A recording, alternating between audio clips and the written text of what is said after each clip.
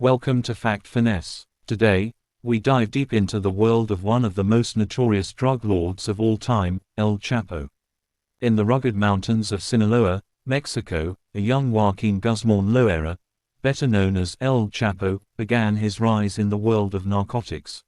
Born into poverty in 1957, Guzmán's early life was shaped by the harsh realities of the rural drug trade. By the late 1980s, he had emerged as a key player in the Sinaloa cartel, a powerful drug trafficking organization that would soon dominate the global cocaine market. El Chapo's meteoric rise to power was fueled by his unparalleled ability to manage and innovate drug trafficking operations.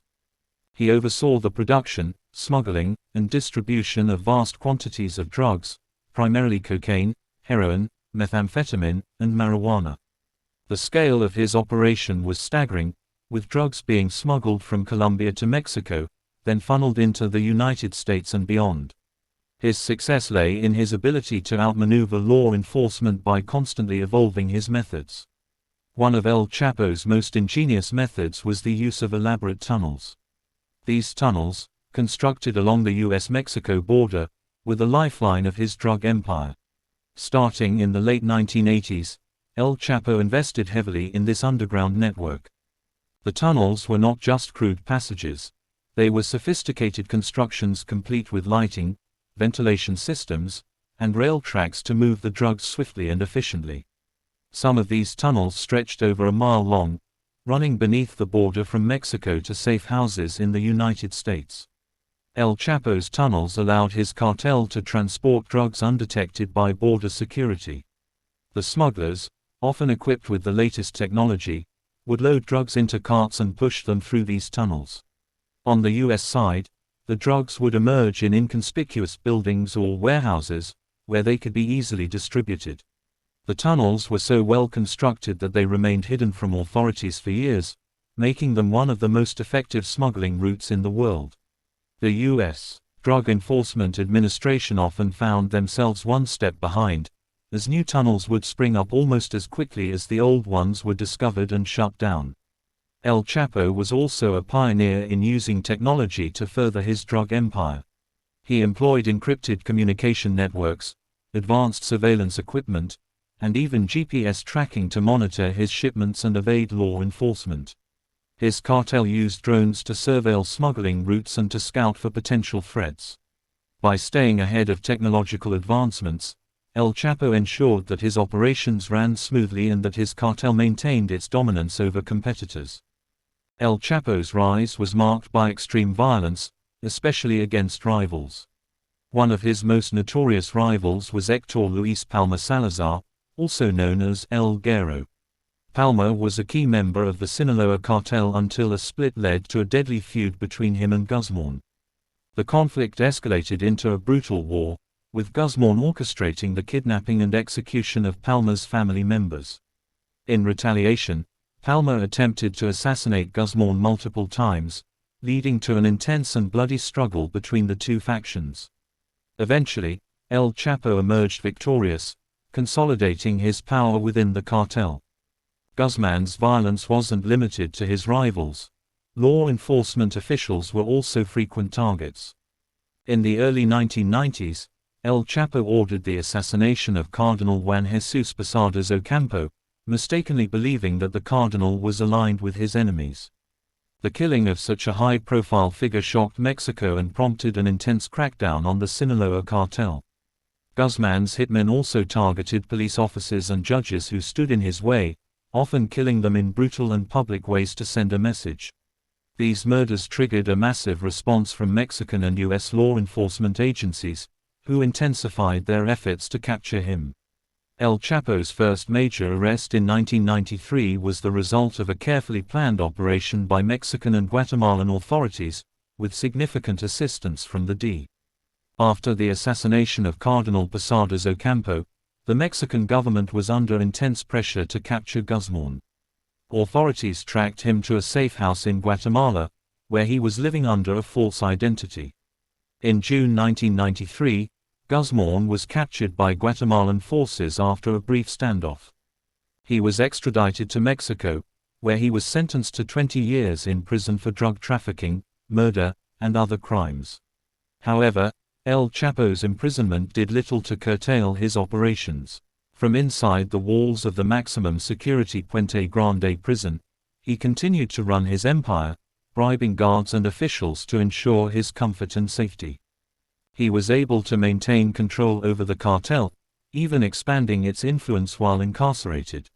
El Chapo's escape from Puente Grande in 2001 remains one of the most legendary prison breaks in history. Over several months, Guzmán meticulously planned his escape, bribing prison staff and turning them into his allies. The plan culminated on January 19, 2001, when he was smuggled out of the prison in a laundry cart. To avoid detection, he lay hidden under dirty sheets as a guard wheeled him out through multiple security checkpoints.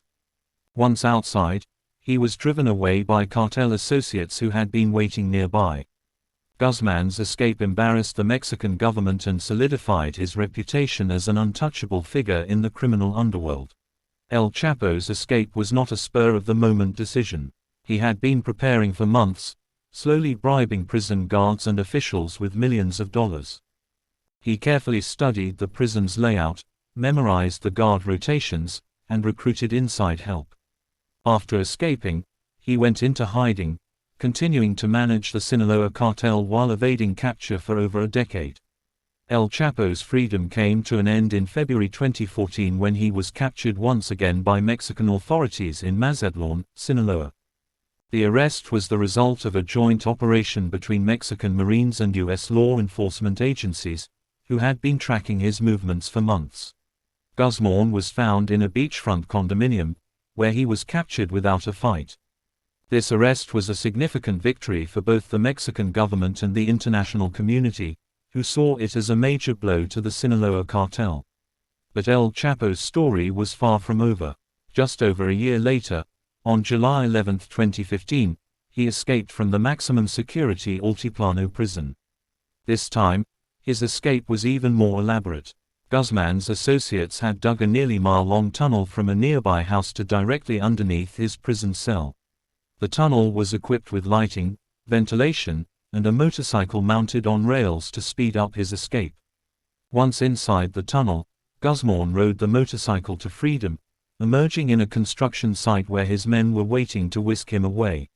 The 2014 arrest was a high-stakes operation. Mexican Marines, guided by intelligence from the D, launched a raid on one of Guzmán's safe houses in Culiacán. When Guzmán managed to escape through a tunnel hidden beneath a bathtub, the chase continued to Mazatlan. There, he was finally cornered in a modest apartment and arrested without a shot being fired. His capture was seen as a major victory against the drug trade, but it also set the stage for his next daring escape. El Chapo's freedom was short-lived after his 2015 escape. The Mexican government, under immense pressure from the international community, launched a relentless manhunt. In January 2016, less than 6 months after his escape, Guzmán was captured again in Los Mochis, Sinaloa, after a bloody shootout with Mexican Marines. This time, there would be no escape. He was immediately transferred to a different prison, and the Mexican government quickly moved to extradite him to the United States. In January 2017, El Chapo was extradited to the United States to face a litany of charges, including drug trafficking, money laundering, and murder. In February 2019, after a high-profile trial in New York, he was found guilty on all counts and sentenced to life in prison without the possibility of parole, plus 30 years. Guzmán was sent to the United States Penitentiary Administrative Maximum Facility in Florence, Colorado, often referred to as the Alcatraz of the Rockies. Today, Joaquín El Chapo Guzmán is incarcerated at ADX Florence, the most secure prison in the United States. It's a facility designed to house the most dangerous criminals, where inmates spend 23 hours a day in solitary confinement. Guzmán's cell is a far cry from the luxurious lifestyle he once enjoyed, and he now lives in near total isolation, cut off from the outside world. The man who once commanded a vast criminal empire is now confined to a small concrete cell, his empire dismantled, and his legacy defined by both his unparalleled criminal career and his eventual downfall. El Chapo's life is a tale of extraordinary criminal enterprise, marked by both cunning and brutality. His ability to outmaneuver law enforcement, innovate within the drug trade, and maintain power through fear made him one of the most notorious drug lords in history. From his rise in the Sinaloa Mountains to his eventual imprisonment in the most secure prison in the United States, El Chapo's story is a stark reminder of the far-reaching consequences of the global drug trade. Though Guzmán's empire has been dismantled, his influence on the narcotics industry and the violence associated with it remains evident. The tunnels he built, the technologies he employed, and the methods he perfected have set a precedent that other criminal organizations continue to follow. Yet, in the end, El Chapo's fate serves as a powerful example of how even the most elusive criminals can be brought to justice. His story, filled with drama, violence, and intrigue, stands as one of the most compelling and cautionary tales in the history of organized crime. If you enjoyed this deep dive into one of history's most infamous criminals, don't forget to like, share, and subscribe to Finesse for more incredible stories from the shadows of history.